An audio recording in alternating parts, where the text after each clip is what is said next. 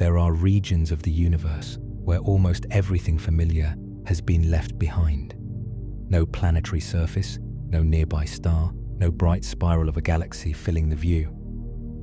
Only distances so large that even light spends millions of years crossing them, moving through a landscape that appears at first to contain almost nothing at all. Yet this apparent emptiness has structure. Galaxies do not sit at random. Across the largest scales, they gather along immense filaments, where gravity has drawn matter into a web of threads, sheets, and crowded intersections. Galaxy clusters collect at the denser crossings. Great underfilled regions open between them, and inside many of those filaments is a form of matter that remained difficult to observe long after astronomers understood that it ought to be there. It is called the Warm-Hot Intergalactic Medium, usually shortened to the WHIM. The name sounds modest. The physical conditions are not. Warm-hot gas is generally defined as material with temperatures between about 100,000 and 10 million Kelvin. At the lower end, hydrogen is strongly ionized. Higher in the range, atoms such as oxygen have been stripped of many of their electrons. The material is no longer an ordinary neutral gas. It is a thin plasma, made mostly of separated nuclei and free electrons, spread through volumes that dwarf entire galaxies. And still, despite those temperatures, a human body placed within it would not feel surrounded by a furnace. Temperature tells us how much random energy the particles carry. It does not tell us how many particles are present. In the WHIM, the particles can move with tremendous energy while remaining so widely separated that very little heat is transferred through any small volume. Hot and dense are different conditions. The plasma between galaxies can be hotter than the surface of the Sun, and at the same time, more rarefied than any vacuum made in a laboratory on Earth. This combination made the WHIM easy to predict and remarkably difficult to find. Cosmological simulations have long suggested that, in the present-day universe, a large fraction of ordinary matter may occupy this warm-hot phase. Ordinary matter means baryonic matter, protons and neutrons, the material from which stars, planets, oceans, atmospheres, and living bodies are assembled. It is only a small part of the universe's total energy budget, but it is the part that becomes everything tangible. For years, astronomers could calculate how much of this matter should exist from the physics of the early universe. Then they counted what could be seen nearby and came up short. Matter had not vanished.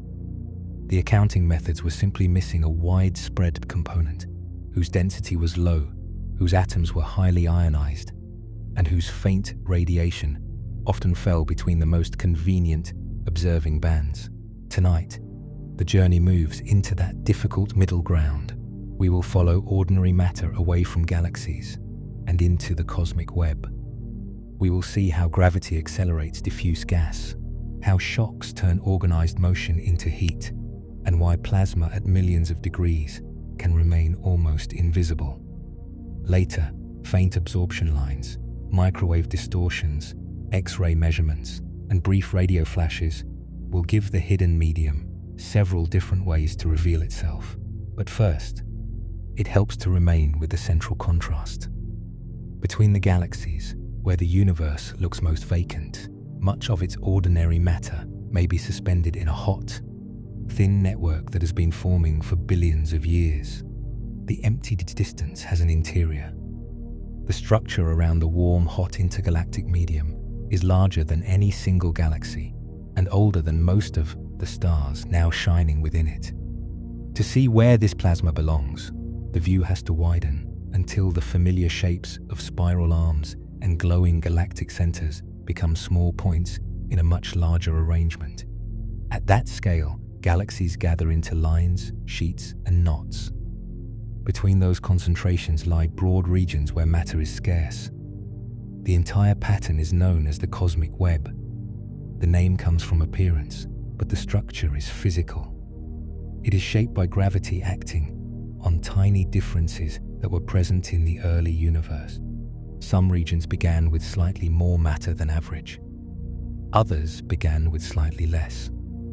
Over billions of years, the denser regions attracted additional material, while the thinner regions lost matter to their surroundings. The differences grew. Expansion did not erase them. It gave gravity time to deepen them. Undersense regions expanded a little faster than the cosmic average, while overdense regions slowed as their own gravity gathered material inward. The web emerged from that uneven evolution, not as an object placed inside space, but as the large-scale distribution of matter within expanding space itself. Dark matter led much of this development because it responds to gravity without being slowed by interactions with light. It gathered into an invisible framework of halos, strands, and intersections. Ordinary gas followed those gravitational contours, falling toward the same concentrations. Galaxies formed within the denser parts, but the web itself is not made only of galaxies. Most of its volume is occupied by material too faint to see directly. A useful way to picture the web is to begin with its emptiest regions. Cosmic voids are immense undersense spaces. They are not perfectly empty. A few galaxies can exist inside them, and thin gas still passes through them. But compared with the cosmic average, voids contain relatively little matter. As they evolve, matter tends to move away from their interiors and toward the denser boundaries around them. Those boundaries can form broad sheets, sometimes called walls. Galaxies may be distributed across these flattened structures, following the underlying pull of dark matter. Where sheets narrow and intersect, the matter becomes more concentrated, forming filaments. Filaments are the long connective features of the cosmic web. They can extend across tens or hundreds of millions of light years, linking groups and clusters of galaxies. Their edges are not sharp. Density rises gradually toward their inner regions, and the shape may curve, branch, or merge with neighboring structures. At the places where several filaments meet, gravity has gathered enough matter to build galaxy clusters. These intersections are often called nodes. A large cluster contains many galaxies moving within a shared gravitational field, along with dark matter and a great reservoir of hot intracultural gas. The web, then, is not a static diagram. Matter continues to move through it.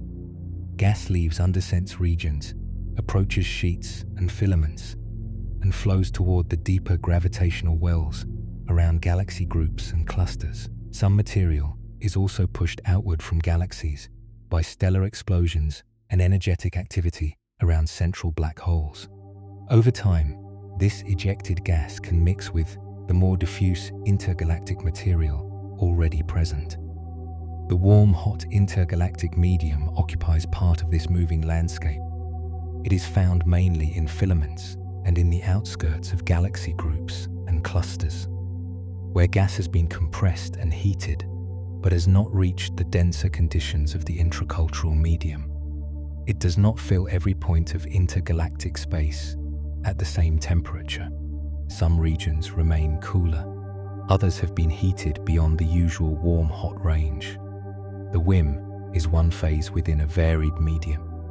This distinction matters because the phrase space between galaxies can suggest a single environment. In reality, a path through intergalactic space could pass through a low-density void, cross the outer boundary of a filament, enter warmer plasma near its spine, and then approach the much hotter gas surrounding a cluster.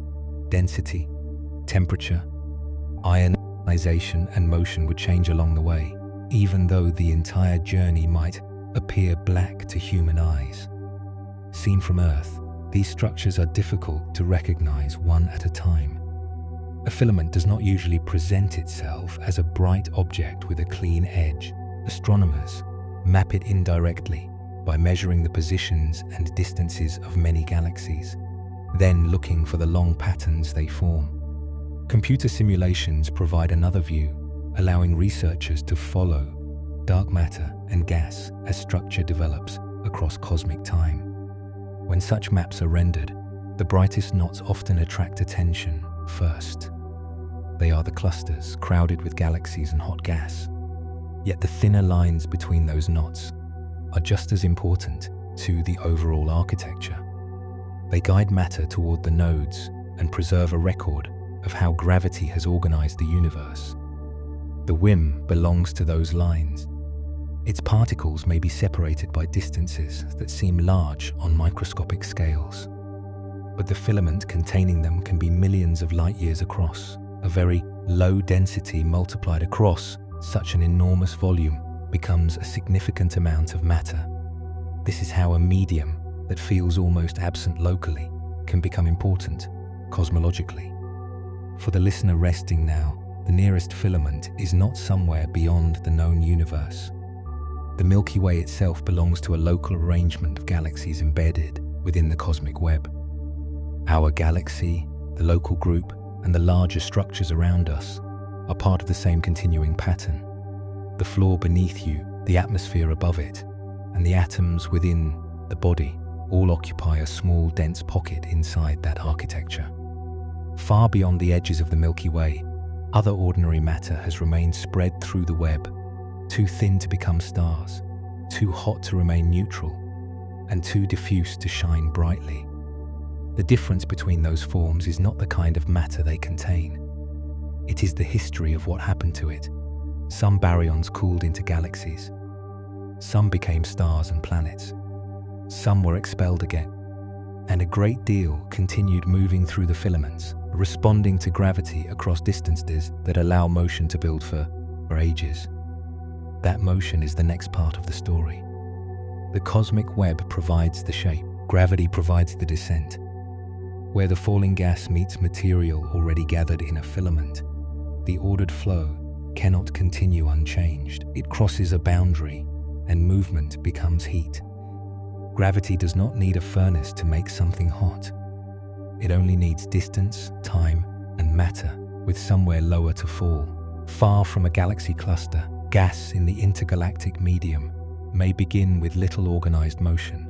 It is thin, spread across a region that has been expanding for billions of years, and only weakly disturbed by nearby structures. But if the gas lies along a gravitational slope leading toward a filament or cluster, it will not remain where it is. The pull may be faint at first. Across millions of light years, faint is enough. The gas begins to move toward the denser region. As it falls, gravitational potential energy becomes kinetic energy. The particles do not immediately become hotter, simply because the flow speeds up. They are moving together, more or less in the same direction as part of one broad current. Temperature measures something different. It measures the random motion within the gas, the jostling of particles in many directions. A cold stream can move quickly if its motion is orderly.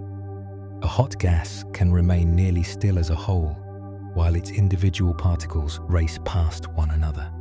This distinction allows the intergalactic medium to gather enormous speed before its temperature rises. The fall can continue across distances that have no close parallel in ordinary experience. Gas may descend along a filament toward a galaxy group or cluster for tens of millions of light years. There is no solid surface at the end, no ground, no visible wall. Instead, the flow encounters other gas. Some of that material has already accumulated in the filament. Some has passed through earlier heating events. Some is moving more slowly because pressure and gravity have brought it closer to a temporary balance. The incoming current reaches this denser environment, carrying the energy it gained during its descent. If the flow is slower than the local speed of sound, the gas ahead can respond before the material arrives.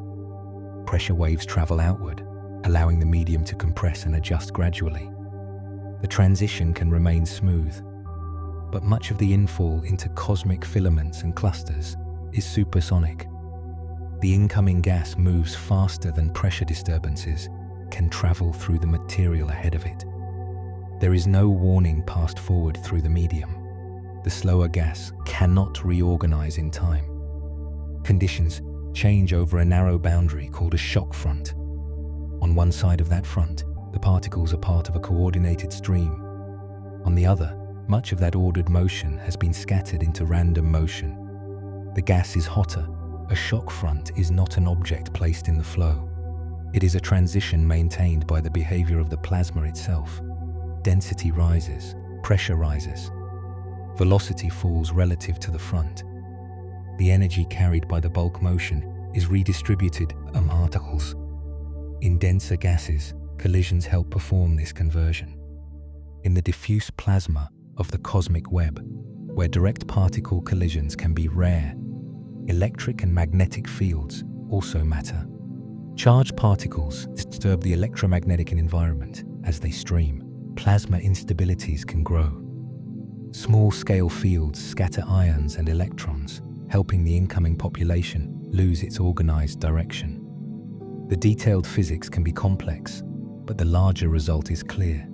Gravitational infill builds speed, and the shock turns much of that speed into heat. The temperature reached after the crossing depends strongly on the velocity of the incoming gas.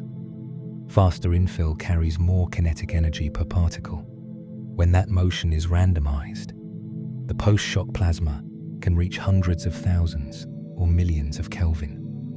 Near the outskirts of massive clusters, where the gravitational wells are deeper, the infill speeds can be greater and the shocks stronger. There, gas can be heated toward the upper end of the warm-hot range or beyond it. Farther from those dense nodes, weaker shocks may produce lower temperatures. The cosmic web therefore develops a thermal geography. Voids contain gas that is often cooler and less disturbed. Filament boundaries mark regions where material arriving from those voids can be shocked for the first time. Deeper inside, the plasma carries the accumulated history of compression, mergers, repeated infill, and outflows from galaxies. Temperature becomes a record of motion that has already ended.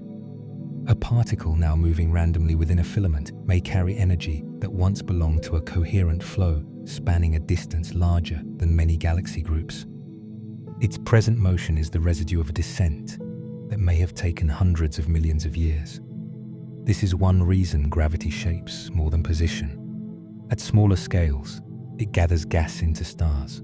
Inside a forming star, compression raises the temperature until nuclear fusion can begin. In a galaxy cluster, gravity accelerates matter toward the center and helps maintain a vast atmosphere of X-ray emitting plasma. Along the cosmic web, the same force heats diffuse gas by guiding it into shocks. The scale changes.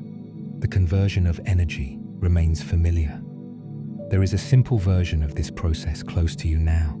An object resting above the floor contains gravitational potential energy because of its position. When released, it accelerates. When it strikes the floor, its motion becomes sound, deformation, vibration, and a very small amount of heat. The energy was stored. Falling made it available. Collision redistributed it.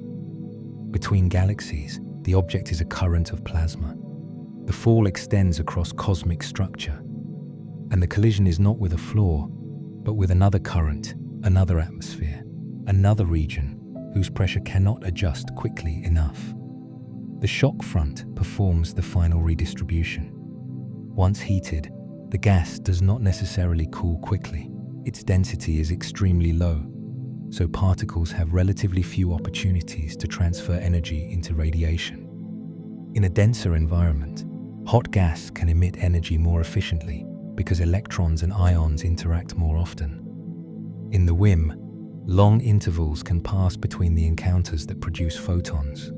Expansion can cool the gas over time, and radiation does carry energy away, but the process may be slow. Fresh material also continues to arrive. New shocks replace some of the energy that has been lost.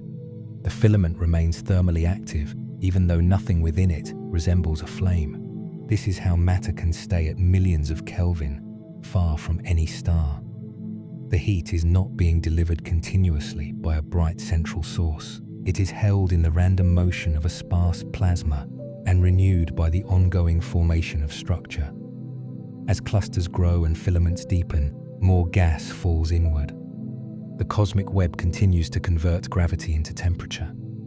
Not every particle follows the same path. Some gas was never part of a galaxy. It may have remained intergalactic since the early universe, gradually drawn into the web as structure developed around it. Other material has a more complicated history. It may have cooled into a galaxy, participated in star formation, and later been expelled by supernovae or by energetic activity around a central black hole. Those outflows can enrich the intergalactic medium with elements heavier than hydrogen and helium. Carbon, nitrogen, oxygen, neon and iron become valuable tracers because their remaining electrons absorb or emit light at specific energies. The metals are rare compared with hydrogen, but they give astronomers some of their best opportunities to detect the plasma. The gas may then fall again. Matter pushed out of a galaxy can join a filament, mix with more pristine material, pass through another shock, and become part of the warm-hot reservoir. The boundary between galactic and intergalactic matter is not permanent. Baryons cycle through environments, sometimes cooling into dense structures and sometimes returning to the diffuse web. What looks like empty space is participating in that exchange. For a moment, the body resting beneath a blanket and the plasma moving between galaxy clusters seem to belong to completely separate realities. One is dense, cool, and held together by chemistry. The other is nearly collisionless, ionized and spread across a distance that light may need millions of years to cross.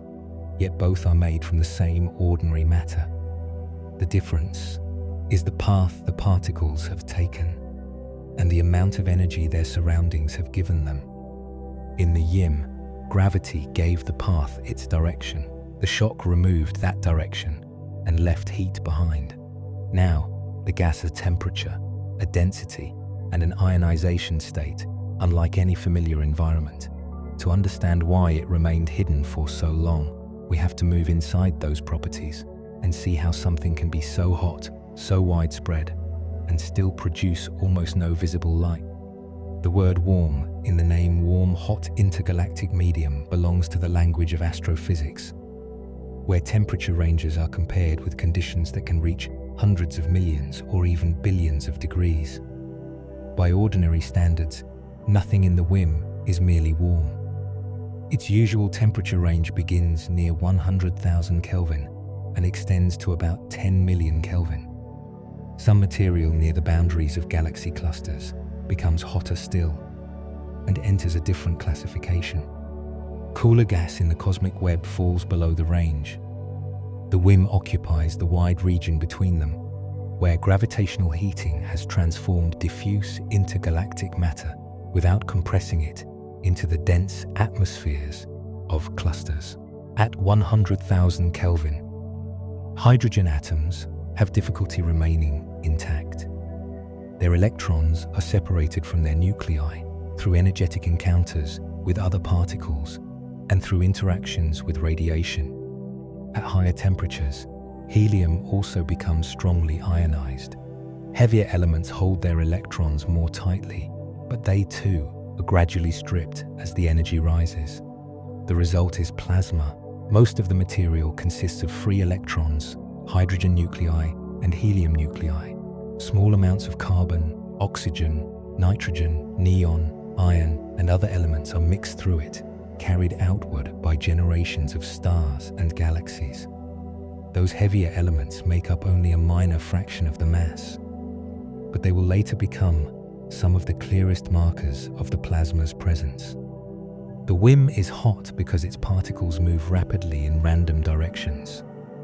A temperature of several million Kelvin means that individual electrons and ions carry considerable kinetic energy. They cross the space between encounters at speeds far beyond anything familiar in a terrestrial atmosphere.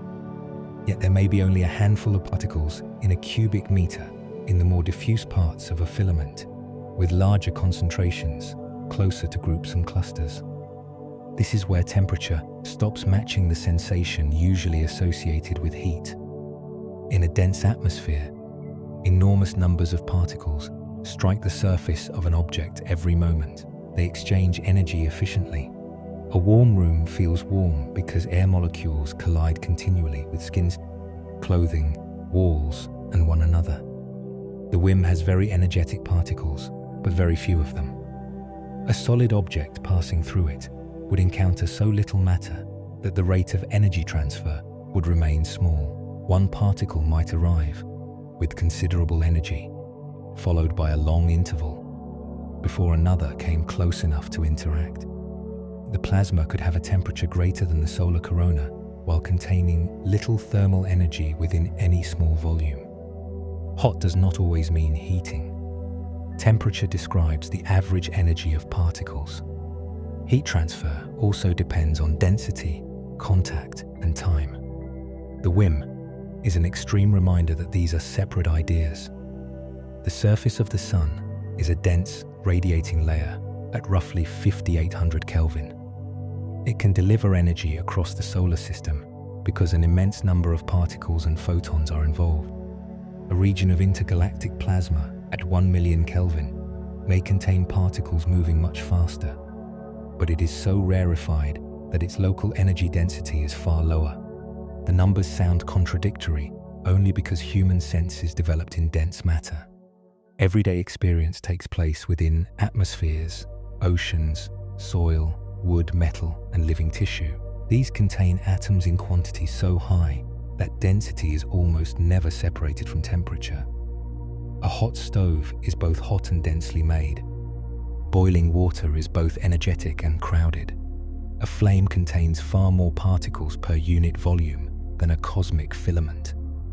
Between galaxies, those assumptions no longer travel well. The plasma is not a thin version of air. It has no breathable molecules, no stable chemistry, and no pressure that a human body could perceive as an atmosphere. A vessel entering a filament would not meet a wind in the ordinary sense. Even if the plasma as a whole were flowing at hundreds of kilometers per second, its density would remain too low to create the kind of resistance produced by air. The material would pass around, and through the vessel's electromagnetic environment, individual charged particles might strike its surface. Sensitive instruments could detect currents, radiation, and changes in particle flux. But there would be no visible cloud ahead and no physical sensation of moving into something. The crossing might continue for millions of years before the vessel reached the other side. A filament can be millions of light years wide. The plasma within it is not perfectly uniform. Density generally rises toward regions where gravity has gathered more matter. Temperature can change with the history and strength of local shocks. Chemical enrichment may be greater near galaxies that have expelled processed material into their surroundings. This creates many versions of the WHIM within the same broad definition. Some regions lie near the cooler boundary, where ultraviolet radiation and collisions maintain ions such as oxygen, missing several electrons. Other regions reach millions of Kelvin, where oxygen and similar elements exist in even higher ionization states. Near a cluster, repeated shocks and deeper gravitational infill can push the gas toward the hottest end. The electrons and heavier ions may not always share the same temperature immediately after a shock. Electrons are much lighter. They respond differently to electric and magnetic fields and may exchange energy with massive ions only gradually in such a sparse environment. Over time, plasma processes tend to move the particle populations toward a more balanced state, but the interval can be long enough for non-equilibrium conditions to matter.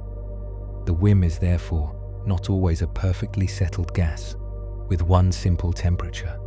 It is a moving plasma that may still carry traces of how recently it was shocked, how strong that shock was, and what kind of material entered it. Its thermal state can depend on events spread across distances larger than galaxies and timescales, longer than the existence of many stars. Even the ionization state may lag behind the temperature. If gas is heated rapidly, its atoms do not lose every remaining electron at once. Collisions must occur, and collisions are scarce when density is low. A parcel of plasma may briefly contain ions associated with an earlier, cooler condition. If it cools, the reverse can happen. Electrons may take a long time to recombine with nuclei. These delays complicate observation. The relationship among temperature, density, and ionization is not always a single clean line. Astronomers use models that account for how particles collide, radiate, ionize, and recombine, then compare those models with the faint spectral signatures arriving at telescopes. The plasma also interacts with magnetic fields. The fields in cosmic filaments are weak compared with those near planets or stars, but the charged particles of the WHIM remain sensitive to them. Their paths bend. Collective waves and instabilities can move energy through the medium. Shock fronts can strengthen or rearrange the fields as the gas crosses them. The particles may rarely collide directly, yet they do not behave as isolated grains moving without influence. Their electric charges allow them to respond collectively. A disturbance in one region can create fields that affect particles farther away. Streams can become unstable. Energy can move from large-scale flow into smaller plasma motions. This is one reason a collisionless shock can still convert organized infall into random heat.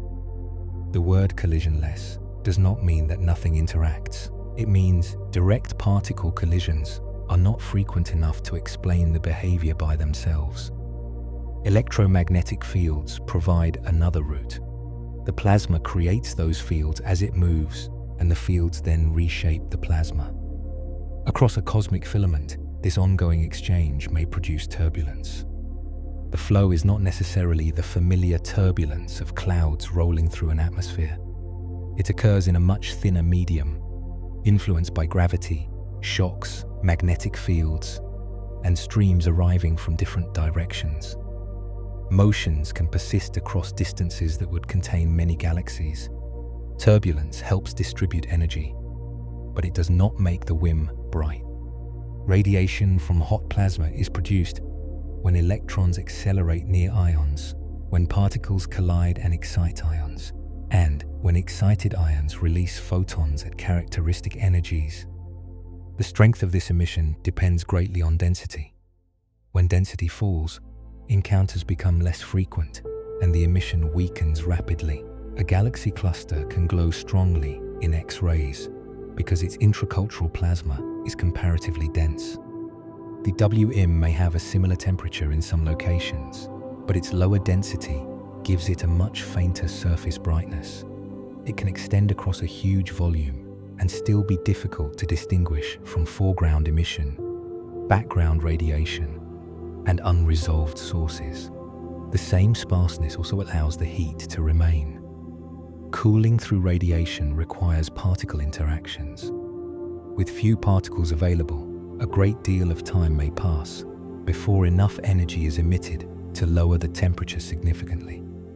Some regions can remain hot over cosmological intervals, especially while new gas continues falling into the web and crossing fresh shocks. A filament is not heated once and then left alone. Large-scale structure is still evolving. Galaxy groups continue to merge. Clusters continue gathering matter. Gas continues moving away from voids and toward denser structures. Galaxies continue returning matter and energy to their surroundings. The WHIM is the present thermal state of that unfinished process.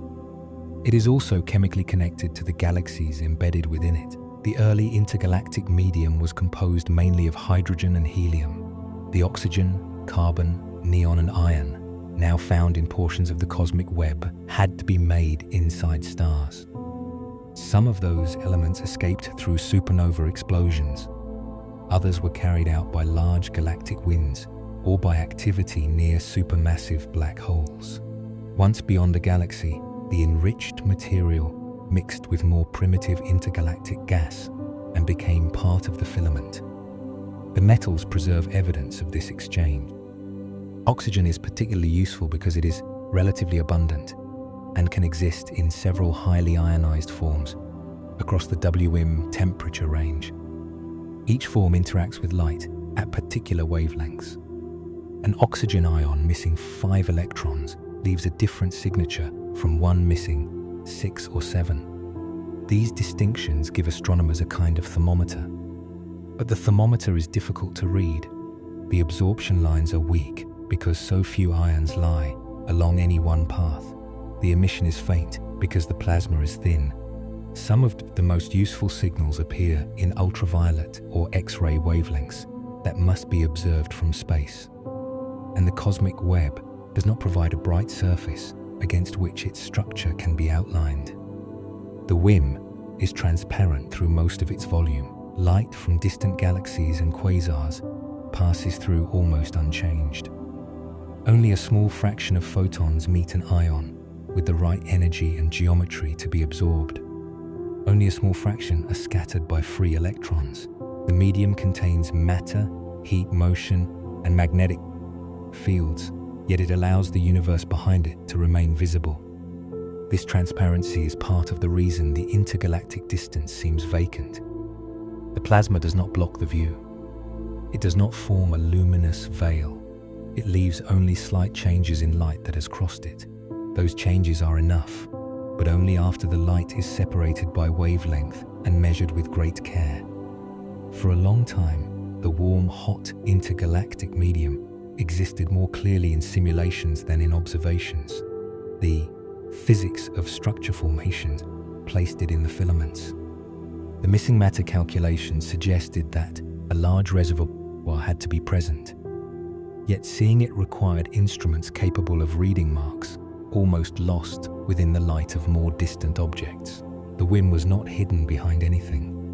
It was hidden by its own physical state, too ionized for many familiar hydrogen searches, too diffuse to glow strongly, too widespread to appear as a compact object, too faint for a single easy image.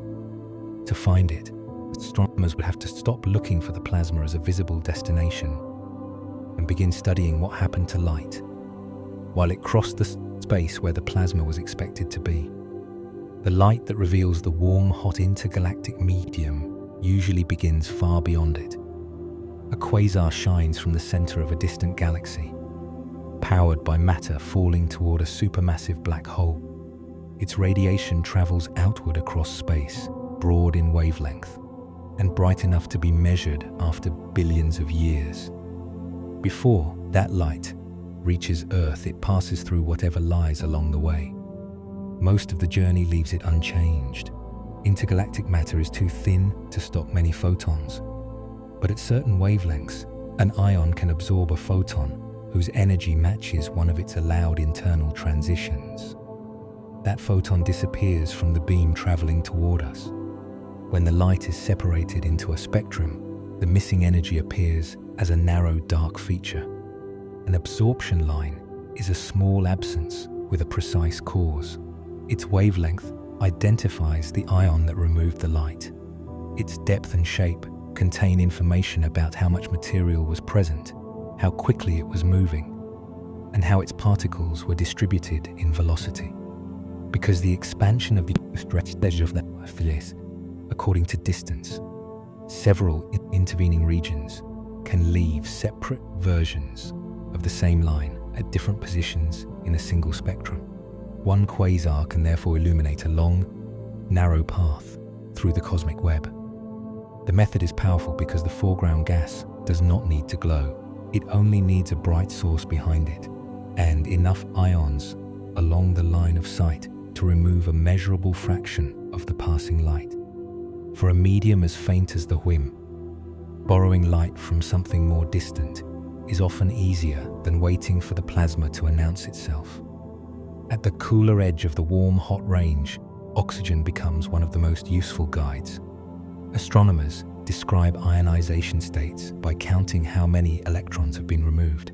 Oxygen 6, written O6, is oxygen that has lost 5 of its 8 electrons. It produces a pair of absorption lines in the far ultraviolet. Those lines have been observed along many quasar sight lines, with space-based instruments, including the Far Ultraviolet Spectroscopic Explorer and the Hubble Space Telescope. O6 can trace gas near several 100,000 Kelvin under collision-ally ionized conditions. But it can also appear in cooler, lower-density gas, ionized mainly by ultraviolet radiation. The same ion does not always imply the same environment. That ambiguity matters. An O6 line may come from diffuse intergalactic plasma, from the extended halo around a galaxy, from material expelled by a galactic wind, or from a boundary where cooler and hotter phases meet. The line is real, but its address and thermal history require additional evidence. Astronomers compare it with hydrogen, carbon, nitrogen, neon, and other oxygen states. They measure the width of the line. Thermal motion broadens absorption because particles moving toward or away from the observer absorb at slightly different wavelengths. Non-thermal motions, such as turbulence or several unresolved components, can broaden it as well. A wider line can suggest higher temperature, but only after other sources of motion have been considered. Hydrogen sometimes provides another route through features known as broad Lyman alpha absorbers. Even in hot gas, a very small fraction of hydrogen may remain neutral.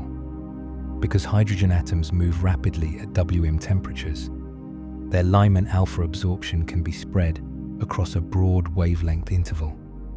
These broad lines are shallow and difficult to distinguish from the shape of the background spectrum. Some are likely produced by warm-hot gas. Others may be blends of narrower, cooler components. The measurement demands high signal quality and careful modeling, because the sought-after feature can resemble a slight imperfection in the continuum of the quasar itself. Ultraviolet spectroscopy reaches only part of the WHIM. As temperature rises toward 1,000,000 Kelvin and beyond, oxygen loses more electrons. Oxygen 7 and oxygen 8 become important. Their strongest transitions lie in the X-ray part of the spectrum, where Earth's atmosphere is opaque and observations must be made from space. This leads to one of the hardest measurements in present day astrophysics. The hot plasma is sparse. The amount of oxygen is small compared with hydrogen. Only a limited number of very bright quasars and blazars provide enough X-ray photons for detailed spectroscopy. And the instruments aboard observatories such as Chandra and XMM Newton collect far fewer photons at these energies than optical telescopes gather from visible sources. A line may be physically present and still remain buried in statistical noise. Long observations help, but telescope time is finite. The background source can vary. Detector calibration leaves its own subtle structure. Absorption produced within the Milky Way may overlap the signal. A feature that appears in one analysis can weaken when the continuum is modeled differently, or when an independent group applies another statistical method. For this reason, some reported intergalactic oxygen 7 detections have remained debated. That uncertainty is not a sign that the search lacks value. It shows how close the measurements operate to the limits of the instruments. The predicted lines are so weak that a small change in calibration, assumed line width, or background model can alter the strength assigned to them. Science at this boundary progresses through repetition. A candidate feature is compared with galaxy surveys to see whether a filament or group lies at the same redshift. Ultraviolet observations are examined for related ions. Independent instruments are asked to find the line again. Other sight lines are added. Simulations estimate how often gas of that density and temperature should occur. No single piece carries the whole conclusion. There is a calm precision in this work that belongs to generations of observers. Light leaves a distant nucleus long before a telescope exists to receive it. Along the way, a few photons are removed by oxygen suspended between galaxies. Much later, mirrors, gratings, detectors, and years of analysis turn those absences into evidence about matter that no human eye could ever see directly. The observer does not touch the filament. The measurement is made from what failed to arrive. Emission offers a second approach, though it brings a different difficulty. Hot plasma produces X-rays when electrons are deflected by ions, and when excited ions release photons at characteristic energies. Oxygen-7 and oxygen-8 can emit lines as well as absorb them, but emission weakens rapidly as density falls. The probability of an electron meeting an ion depends on how many of each occupy the same volume. In a thin plasma, those encounters are scarce. A filament may contain a large total mass because it extends across millions of light years, while each small portion emits very little. The glow is then spread over a large area of sky. Foreground X-rays from the Milky Way, emission from the solar wind interacting with nearby neutral atoms, unresolved active galaxies, galaxy halos, and cluster outskirts can all contribute to the same field. The filament signal sits beneath or among them. To isolate it, researchers may combine many similar structures. They identify filaments from galaxy maps, align their positions, mask bright sources, and add the remaining X-ray data together. Random noise tends to average down, while a signal associated with the filaments accumulates. The result does not show one strand in complete detail. It reveals the average behavior of a population too faint to study, one member at a time. This technique, called stacking, has become one of the useful ways to approach diffuse cosmic structure. It also requires restraint. Galaxies inside the filament emit X-rays. Groups too faint to be catalogued may add hot gas of their own. Active galactic nuclei, below the detection threshold, contribute unresolved light. A stacked excess must be separated from these sources before it can be assigned to truly diffuse intergalactic plasma. The distinction between the WHIM and gas bound to halos is not always sharp. Matter forms a continuum from the outer atmospheres of galaxies through group environments into filaments. Simulations draw categories so that the phases can be counted and compared. Nature does not place visible borders between them. This makes location as important as temperature. A parcel of million-degree gas close to a galaxy may belong to its circumvallate medium. Similar gas farther from any halo may be classified as intergalactic. Near a cluster, the outer WHIM can merge gradually into the hotter, denser intracultural medium. Observations have to infer where one environment becomes another. Spectroscopy helps by adding velocity and ionization information. But a single line remains a narrow sample through a three-dimensional structure. It is like knowing the composition of fog from one beam of light crossing one hillside. The result is precise along that beam, while the larger shape must be reconstructed from many crossings. For the WHIM, there are not yet enough bright background sources to draw a complete picture this way. What the absorption studies established was more limited and still important. Highly ionized gas exists outside the bright bodies of galaxies. Some of it lies at temperatures and densities expected for the warm-hot phase. Ultraviolet tracers reveal the cooler portion with greater regularity. X-ray searches reach toward the hotter majority, but often remain photon-starved.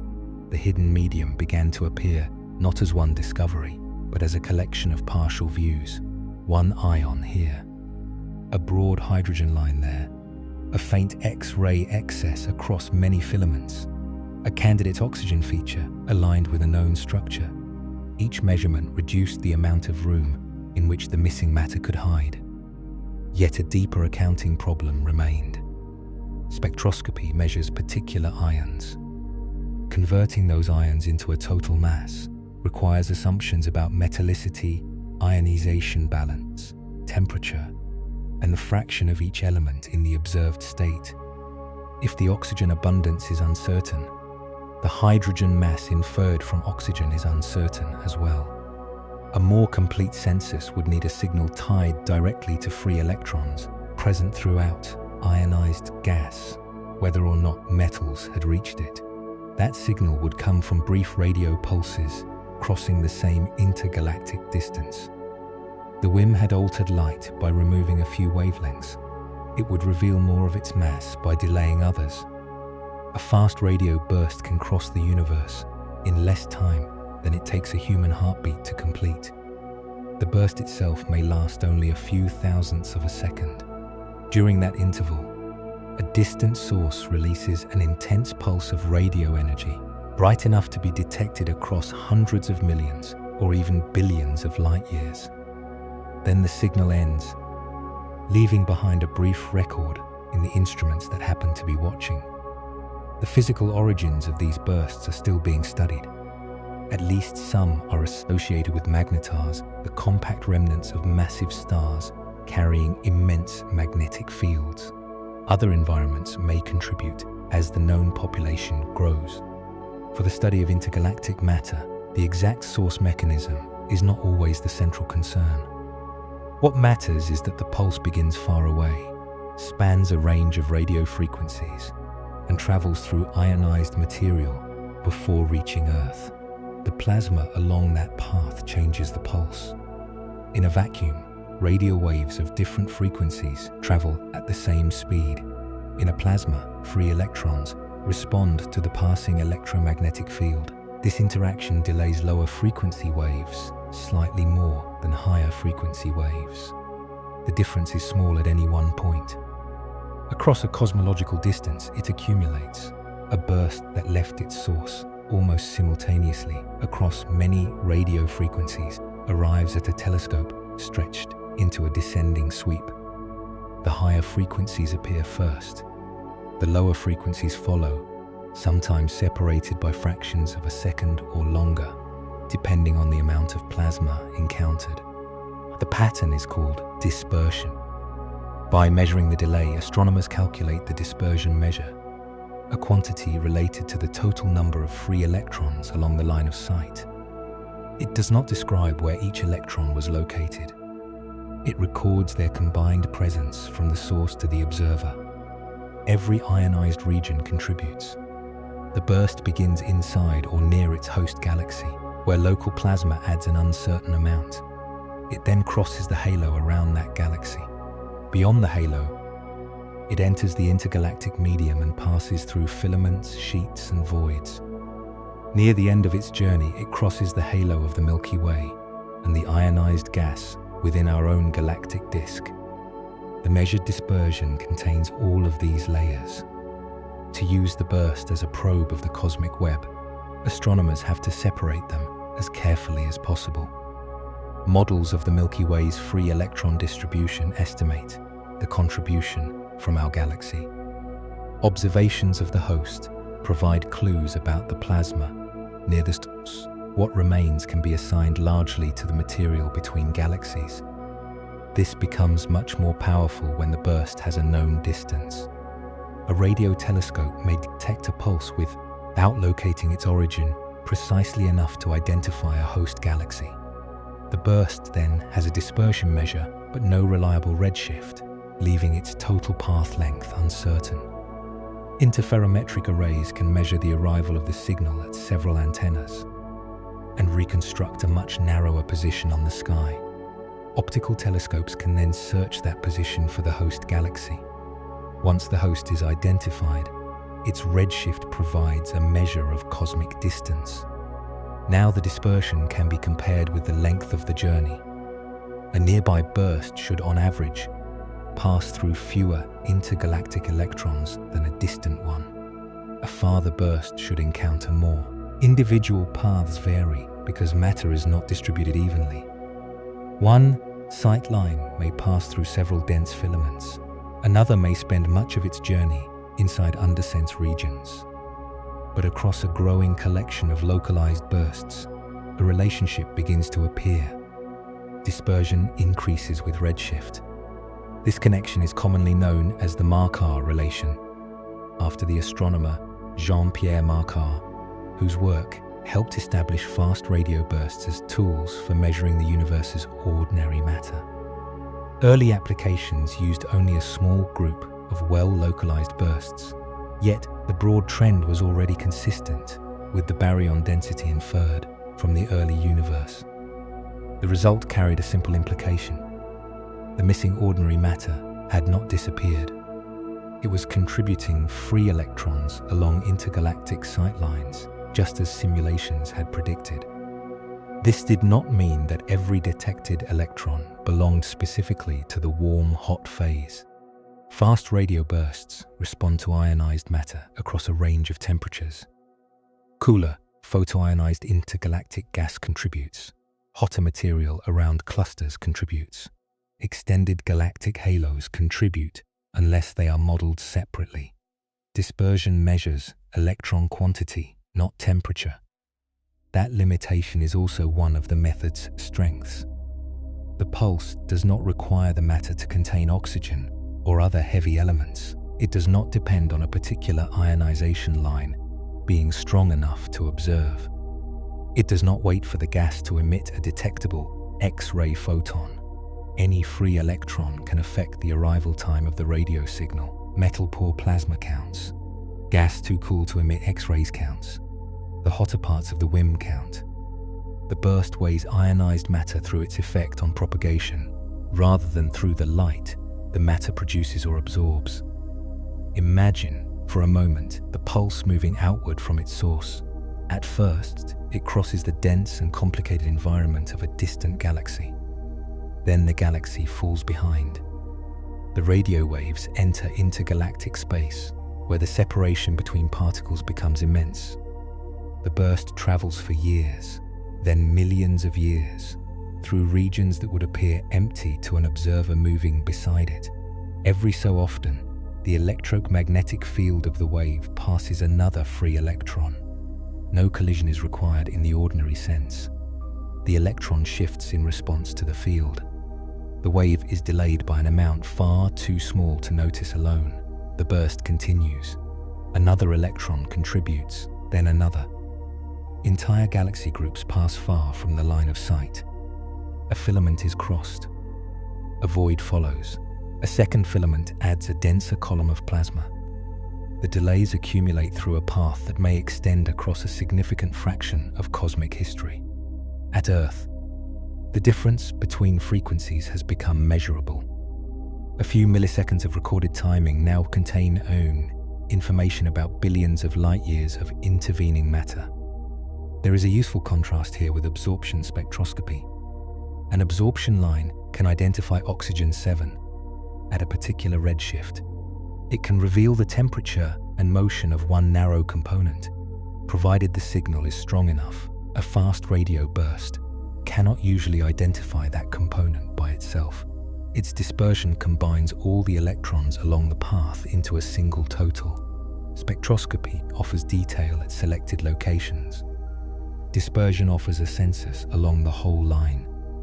Together, the approaches become more informative than either one alone.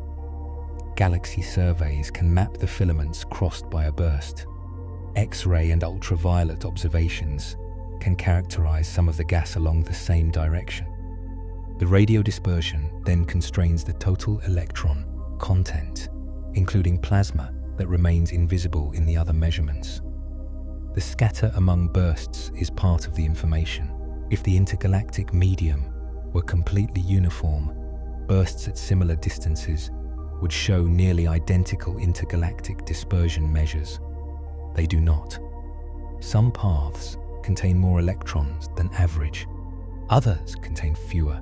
This variation reflects the cosmic web. A line passing near a massive cluster may gather a large contribution. A path through several voids may remain below the average. The host galaxy and its halo add further variation, which must be modeled statistically. With enough localized bursts, the scatter can be used to study how baryons are distributed, rather than merely how many exist. The observations can test whether gas is concentrated near galaxies, spread widely through filaments, or displaced into outer halos by energetic feedback. The method is still developing because every burst is a single narrow path. One sight line cannot map a filament. A small sample may be shaped by chance alignments. Host contributions remain uncertain for individual events. Models of the Milky Way's halo and interstellar electrons introduce additional uncertainty. Larger samples gradually reduce these limits. As more bursts are localized to host galaxies, the average relationship becomes clearer. Different environments can be compared. Bursts passing close to foreground galaxies can measure their extended halos. Bursts crossing known clusters can probe their ionized atmospheres. Those intersecting mapped filaments can help separate the diffuse cosmic web from the structures embedded within it. The pulses begin to function like temporary beams sent through a transparent medium. No one arranged the experiment. The sources ignite at unpredictable times in distant galaxies. Their radio waves cross whatever matter happens to lie between them and Earth. Telescopes receive the pulses only after the intergalactic medium has already written its contribution into their timing. For the listener resting now, radio waves from many distant sources are passing through the planet and the room without sensation. Most are faint. Some have traveled since long before the sun formed. Their wavelengths are far beyond what human eyes can recognize. A fast radio burst is different, mainly in its brevity and intensity. It arrives, spreads across the receiver's frequency channels, and is gone. From that brief arrival, astronomers can recover a measure of matter that remained outside the older synthesis. The method does not create a direct image of the WHIM. It confirms that a large reservoir of ionized baryons occupies the distances between galaxies, where ordinary telescopes found too little light. The missing matter problem becomes less a question of existence and more a question of location and state. How much belongs to the diffuse intergalactic medium? How much gathers in the halos of galaxies and groups? How much has been heated into the warm-hot range? Dispersion alone cannot answer every part. It gives the total column of free electrons. To determine temperature and density, the radio measurements must be joined with other forms of light. That is where the search turns back toward the faint glow of the filaments themselves. Instead of waiting for one plasma ion to absorb a photon from a distant quasar, astronomers can combine the weak X-ray emission of thousands of cosmic structures. Each individual filament may remain below visibility. Together, their shared signal can rise from the background. The radio pulse reveals that the matter is there. The X-rays begin to show what the matter has become. A single cosmic filament is difficult to see because it does not place much light inside any small part of the sky. Its plasma may extend for tens or hundreds of millions of light years, yet each narrow section remains faint. The signal is spread across distance, mixed with radiation from our own galaxy, unresolved background sources, and the outer atmospheres of galaxies embedded within the filament itself. Pointing an X-ray telescope at one strand and waiting for a clear image is often not enough. There is another way to find something too faint to appear alone. You can gather many examples of the same kind of structure, place them into a common frame, and add their signals together. Astronomers call this stacking. The principle is simple, though the analysis behind it is careful. Imagine having thousands of nearly identical photographs, each containing an object that's hidden beneath random visual noise. In one photograph, the object cannot be distinguished.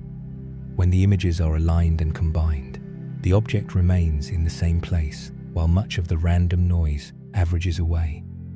What was invisible in each individual image can emerge in the total.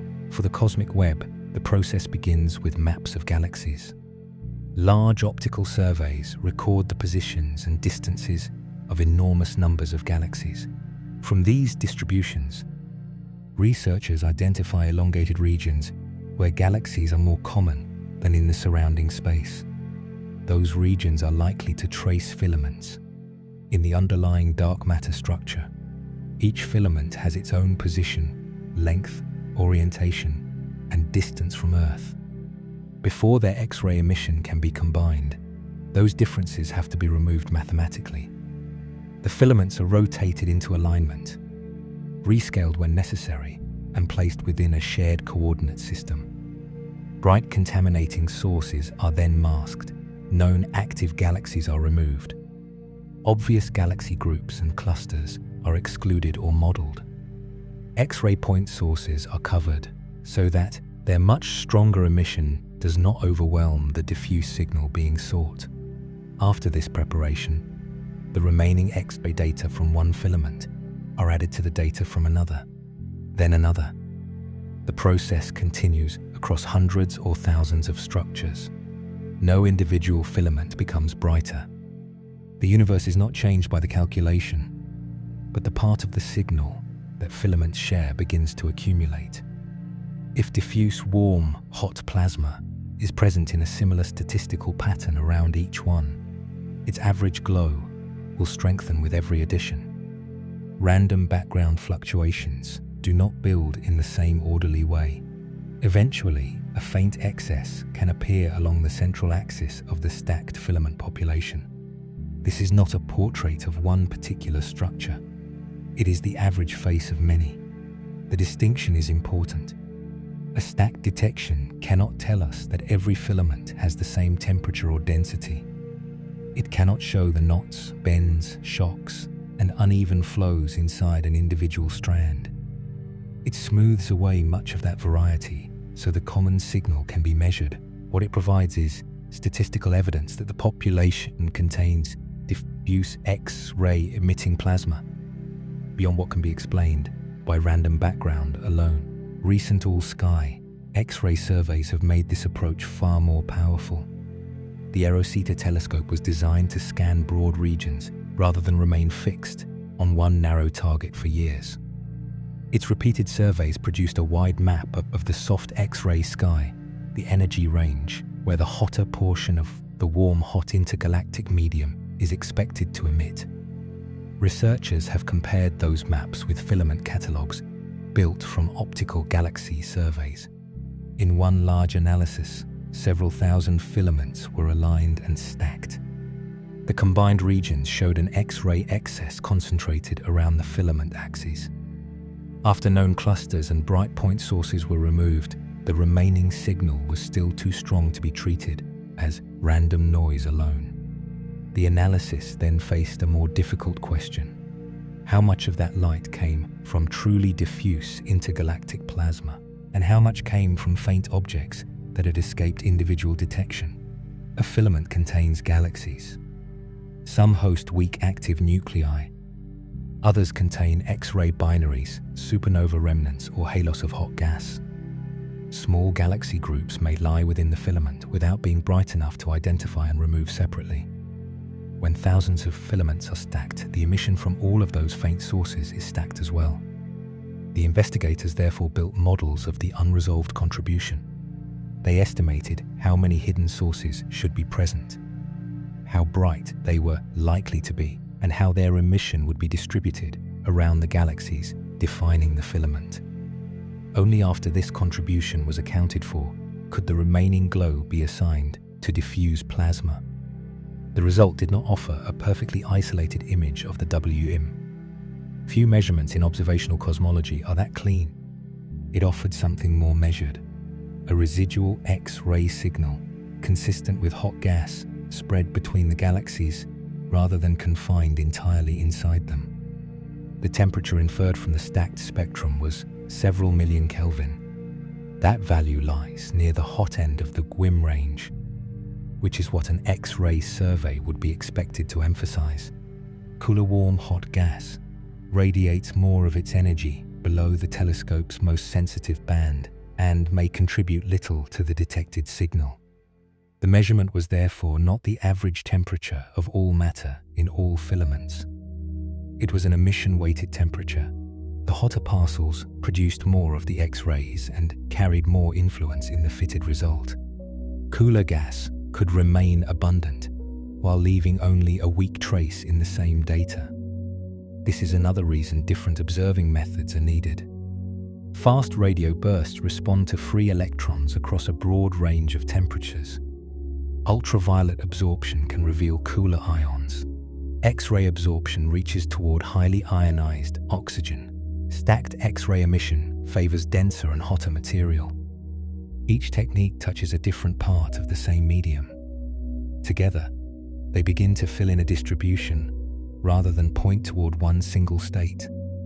The density inferred from stacked filament measurements also agrees broadly with the picture produced by cosmological simulations.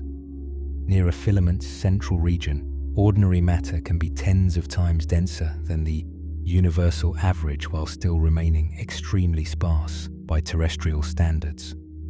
Moving outward from the spine, the density declines. At some distance, the filament blends into the surrounding void environment. There is no wall, no sudden edge, only a gradual thinning of plasma and dark matter until the structure becomes difficult to distinguish from the larger background. This gradual boundary reflects how the filament formed. Matter did not arrive in one event. It has been gathering over billions of years from many directions. Some gas entered through strong shocks. Some flowed more smoothly. Some was expelled from galaxies and later mixed into the surrounding medium. Some may still be falling inward now. The stacked image compresses all of these histories into an average profile. Near the center, where more material has accumulated, the X-ray signal is stronger. Farther away, it fades. The profile becomes a statistical cross-section through a structure too faint and too large to photograph in the familiar senses. There is something fitting about finding the cosmic web this way. The web itself is a collective structure. No single galaxy defines it. A filament becomes recognizable only through the arrangement of many galaxies and the matter between them. The observation follows the same logic. No single X-ray image is sufficient. Thousands of weak views have to be brought together before the shared medium appears. The result depends on accumulation rather than spectacle. Photon by photon, filament by filament, the plasma becomes measurable. And still, stacking leaves an understandable desire for something more direct. An average tells us that the population glows. It does not show how one filament changes along its length, how its temperature rises near a cluster, or how shocks wrap around its outer regions. It cannot easily separate one turbulent strand from another, or reveal how metals have spread from nearby galaxies. For that, astronomers seek individual structures in favorable locations. A filament lying between two nearby clusters may contain denser gas than an isolated thread. Its geometry may place enough plasma along the line of sight to strengthen absorption or emission. A bright background quasar may happen to sit behind it. Several observatories may be able to examine the same region at different wavelengths. These rare arrangements allow a filament to be studied as a place rather than as part of an average. The measurements remain difficult. Foreground emission has to be removed. Cluster outskirts may overlap the filament. Unresolved galaxies contribute light. The expected signal can change depending on the assumed metallicity and ionization balance. But each direct attempt adds spatial information that stacking cannot provide. The warm-hot medium begins to acquire shape. It is no longer only the missing part of an accounting table. It is plasma gathered around the spines of filaments, warmer in some regions, thinner in others, enriched unevenly by nearby galaxies, and connected to the larger gravitational flow toward clusters. Its X-rays are faint because the matter is sparse. Its total mass is large because the structures are immense. The apparent contradiction dissolves when scale is allowed to do its work. A handful of particles in 1 cubic meter seems like almost nothing. Extend that density across a filament millions of light years wide and hundreds of millions long, and the accumulated matter becomes a substantial part of the cosmic baryon reservoir. The same geometry that hides the WHIM locally makes it important globally. Stacking turns that geometry into a measurement. It takes the dimness of one filament and repeats it until the shared pattern rises from the sky. The method does not produce the sharp outline of a planet or galaxy. It produces a soft statistical glow, spread across the place where theory said the missing matter should be. By then, several independent paths are pointing toward the same conclusion. Radio pulses encounter the electrons. Ultraviolet light loses photons to highly ionized atoms. X-ray spectra hint at hotter oxygen. Stacked surveys detect diffuse emission around filament axes. The cosmic web is not only an arrangement of galaxies and dark matter. It contains a widespread thermal medium, shaped by the long history of gravitational collapse. The question can now move beyond whether this plasma exists. What remains is to understand what it does. The WHIM review receives matter from galaxies, returns pressure to their surroundings, preserves evidence of ancient shocks, and influences how baryons continue moving through the web. It stands between the bright structures we recognize and the emptier regions surrounding them. It is not merely hidden matter. It is part of the machinery through which the universe continues to organize itself. The Warm-Hot Intergalactic Medium does not simply occupy the distance between galaxies. It participates in their history. A galaxy is often pictured as a self-contained object, a gathering of stars, gas, dust, dark matter, and a central black hole held within one gravitational boundary. The image is useful but incomplete. Galaxies exchange matter continuously with their surroundings. Gas falls inward, stars process it. Explosions and energetic outflows drive some of it back into space. Later, part of that material may return. The WHIM belongs to this larger circulation. Some of its gas has never entered a galaxy. It has moved through the cosmic web since the early universe, drawn gradually toward filaments and clusters. Other portions carry the chemical record of stellar interiors.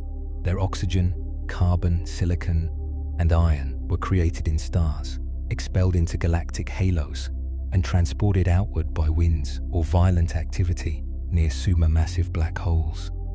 The medium is therefore neither entirely primordial nor entirely processed. It is a mixture. Near one filament, the plasma may contain gas that has remained comparatively untouched since the first generations of structure formed. Near another, it may have been enriched repeatedly by galaxies whose stars lived and died over billions of years.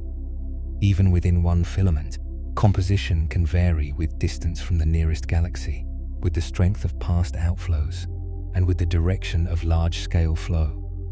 This makes the WHIM part of what astronomers call the baryon cycle.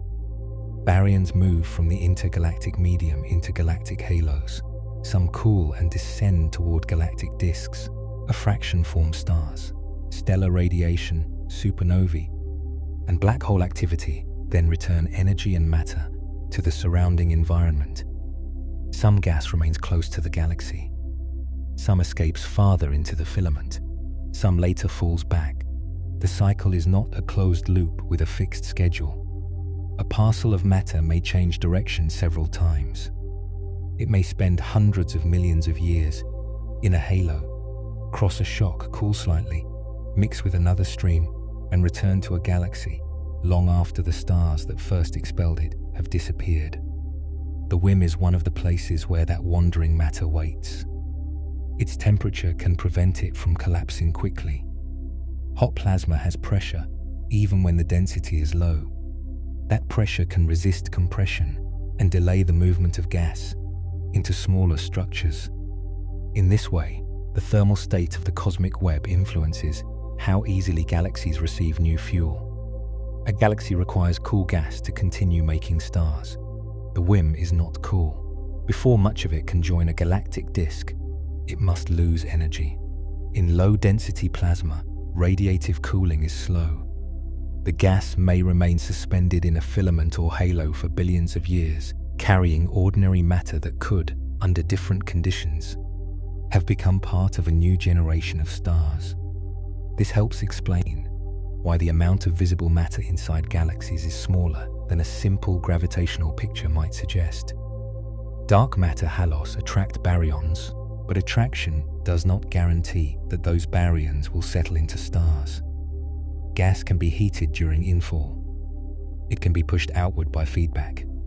It can remain in extended halos or in the intergalactic medium, present within the gravitational structure, but unavailable for immediate star formation. The missing matter problem was never only about locating atoms. It was also about understanding why matter occupies one physical state rather than another. A baryon inside a star is easy to count because the star shines. A baryon in cold neutral hydrogen can leave a strong radio or ultraviolet signature. A baryon in cluster gas can contribute to bright X-ray emission. A baryon in the WHIM is harder noticed because it lives between the familiar observational categories. Its hydrogen is ionized. Its density is low. Its radiation is faint. Its presence becomes clear only when many weak effects are placed together. Yet this difficult phase may preserve one of the most complete records of how structure formed. The temperature of a filament reflects the depth of the gravitational wells around it. The distribution of metals reflects the history of nearby galaxies. The motions of the gas preserve evidence of infall, mergers, and past outflows. Magnetic fields may retain traces of shocks and turbulence, extending across scales larger than galaxy groups. The WHIM is not a smooth reservoir that has forgotten its past. It is a layered archive. One region may have crossed a strong accretion shock recently. Its ions and electrons may still be approaching thermal balance. Another may have been heated long ago and slowly expanded. A third may contain enriched gas carried outward from a galaxy cluster, mixed with more primitive material arriving from a void. The filament contains all of these histories at once. Observing them requires more than one instrument because no single signal describes every property. Radio dispersion measures the integrated free electron content. Ultraviolet absorption identifies selected ions in cooler portions. X-ray absorption can reveal hotter material along narrow sight lines. X-ray emission favors denser regions and the upper part of the temperature range. The microwave background can also be altered slightly as its photons pass through hot electrons. Some photons gain energy through inverse Compton scattering, producing a small spectral distortion known as the thermal Sunday-Nedovich effect. This distortion is much weaker in filaments than in galaxy clusters, but statistical measurements can combine many structures in much the same way that X-ray stacking does. The microwave signal depends on the integrated electron pressure, offering another view of the gas that is partly independent of its chemical composition. Gravitational lensing adds the distribution of total matter. Galaxy surveys trace the luminous structure. When these maps are combined, astronomers can compare dark matter, galaxies, electron pressure, X-ray temperature, and baryonic density across the same filament. Each layer constrains the others. The aim is not merely to prove that the cosmic web contains hot gas. It is to build a physical map of how that gas moves. Future observations will measure more individual filaments rather than relying only on population averages. More localized fast radio bursts will provide denser networks of sight lines. More sensitive X-ray spectroscopy will search for oxygen and other ions with enough precision to separate temperature, velocity, and chemical abundance. The transition will be gradual. The first maps may remain incomplete. Filaments near it to massive clusters will be easier to detect. Regions with favorable background sources will receive more attention. Cooler and thinner parts of the web may continue to resist direct observation. Even so, the direction is clear. The space between galaxies is becoming measurable as an environment of its own. For much of astronomical history, instruments were built to study things that produced light: stars, nebulae, galaxies, quasars, supernovae. The WHIM asks for a different habit of observation. It asks scientists to study what happens between bright objects, to measure slight delays, shallow absorption, faint diffuse emission, and small changes in ancient background radiation. The evidence is quiet, because the medium is thin. It is not weak in consequence. The gas influences the growth of galaxies. It carries matter and metals between environments. It records the conversion of gravitational energy into heat. It contains a substantial share of the ordinary material produced in the early universe, and it surrounds the luminous structures without belonging completely to any of them. There is a generational thread within this effort. Early sky surveys mapped galaxies as separate points. Later surveys revealed that those points were arranged into walls and filaments. Computer simulations then followed invisible dark matter and gas through cosmic time. Ultraviolet and X-ray observatories searched for the predicted plasma. Radio telescopes discovered transient signals along entire cosmological paths. Each generation inherited a universe that appeared slightly less empty. The darkness between galaxies did not change. The instruments learned how to read more of what was already there. Even now, much of the WHIM remains represented by probabilities, average profiles, and incomplete sightlines. There is no complete atlas showing the temperature and density of every filament around the local universe. That absence is not a failure. It is the shape of the work still unfolding. Somewhere beyond the Milky Way, plasma is moving along a filament toward a cluster. The journey may take longer than the current age of many stars. The gas may cross another shock, become hotter, and settle into a denser region. Or it may cool enough to enter a halo and begin the long descent toward a galaxy. No particle knows which category it occupies. The classifications belong to observers. The matter only responds to gravity, pressure, radiation, and time. Through those simple responses, the cosmic web continues to circulate the material from which brighter things are made. The warm-hot intergalactic medium is difficult to imagine because it asks the mind to hold several truths at once. It is hot enough to strip atoms apart. It is thin enough to pass through almost unnoticed. It occupies regions so large that a single filament can contain more volume than thousands of galaxies. Yet, much of that space holds only a few particles in each cubic meter, and it is ordinary matter. The same protons and electrons that exist in stars, oceans, air, and living cells are also spread through these distant strands. What changes is not the substance itself, but the conditions around it. Density, temperature, gravity, and time rearrange familiar matter into a state no human sense was built to recognize. The cosmic web does not glow as a complete structure in the night sky. Its galaxies are visible. Its clusters are visible. The brightest events inside it can cross the universe and reach a telescope as sudden points of light. But the plasma between those objects remains faint, almost transparent, carrying most of its presence through effects that have to be measured rather than seen. A radio pulse arrives later at one frequency than another. A quasar spectrum contains a shallow missing line. A patch of X-ray sky becomes slightly brighter after thousands of filaments are added together. A microwave photon gains a small amount of energy while crossing hot electrons. None of these signals alone looks like a cosmic web. Together they describe one. This is how many large things become known, not through a single view, but through the agreement of separate traces. Gravity leaves one pattern, temperature leaves another. Free electrons alter radio waves. Ions remove precise colors from distant light. Galaxies reveal the underlying shape by gathering where dark matter has already deepened the structure. The evidence arrives in pieces because the universe does not arrange itself for easy observation. The WHIM has no edge that can be outlined cleanly. Its density fades gradually into surrounding voids.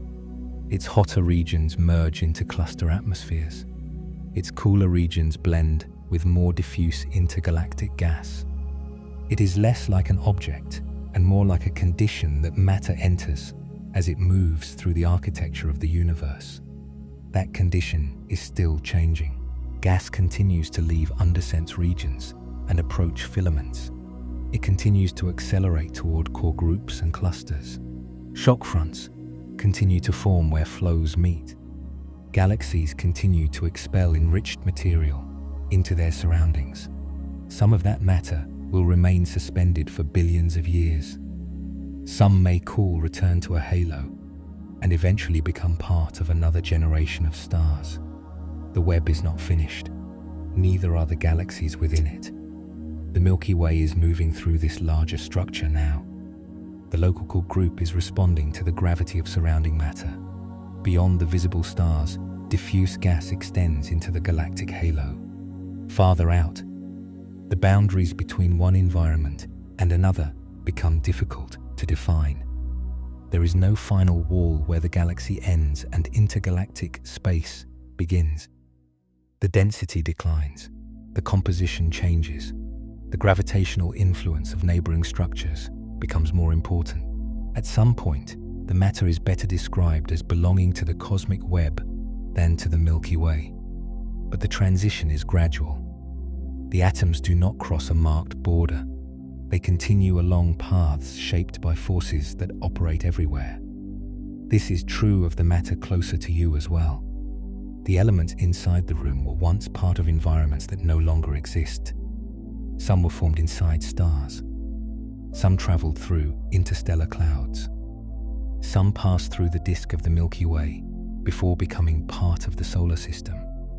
Their present arrangement is temporary, held together under local conditions of pressure, chemistry, and gravity. Far beyond the galaxy, other particles remain in a hotter and thinner phase. They may never enter a star. They may move through one filament for the rest of cosmic history. Or gravity may slowly guide them toward denser structures, where their state changes again. The universe does not require every particle to reach a destination. Much of matter's history is spent between destinations. That may be one reason the WHIM remained outside familiar pictures for so long. Human attention is drawn toward places where something has gathered. A planet, a star, a galaxy, a cluster. Concentrated matter becomes bright, structured, and easier to name. Diffuse matter appears secondary. But concentration is only one phase of the story. The gas between galaxies contains the residue of previous structure and the material for future structure. It stores heat produced by gravitational collapse. It carries metals away from galaxies. It slows the supply of fuel that might otherwise form new stars. It traces the invisible pathways along which matter continues to move. The space between objects is not separate from the objects. It is part of the system that made them. As instruments improve, the WHIM will become less statistical and more geographic. Astronomers may map temperatures along individual filaments, identify shock boundaries, measure turbulence, and follow changes in chemical abundance from galaxy halos into deeper intergalactic space. More fast radio bursts will create a finer network of electron measurement.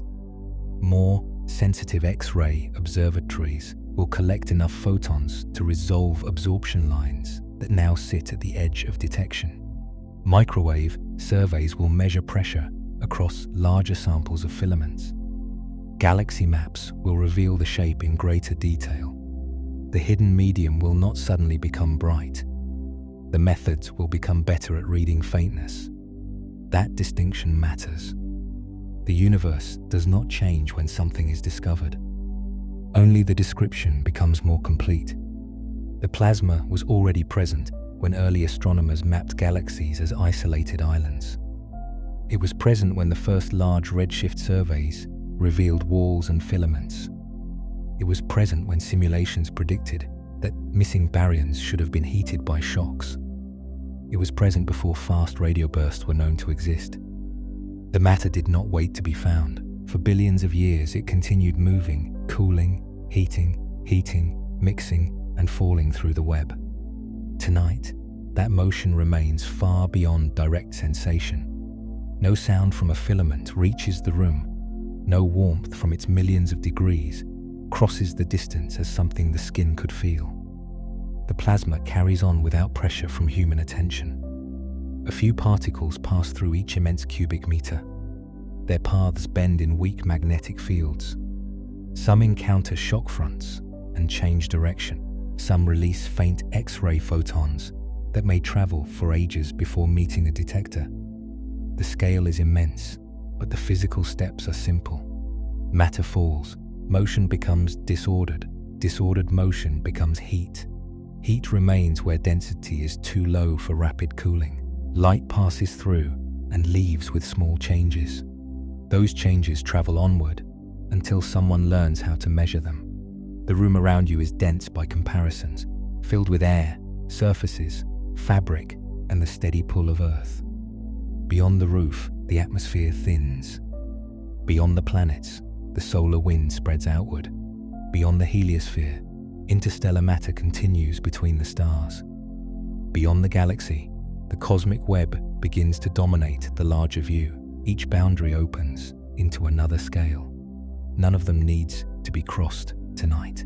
It is enough to know that the apparent emptiness between galaxies holds matter, history, and heat arranged along structures so large that even light takes ages to follow them from one end to the other. And somewhere in that dark lattice, a filament is still carrying warm plasma toward a distant cluster. The hidden heat keeps moving through the web.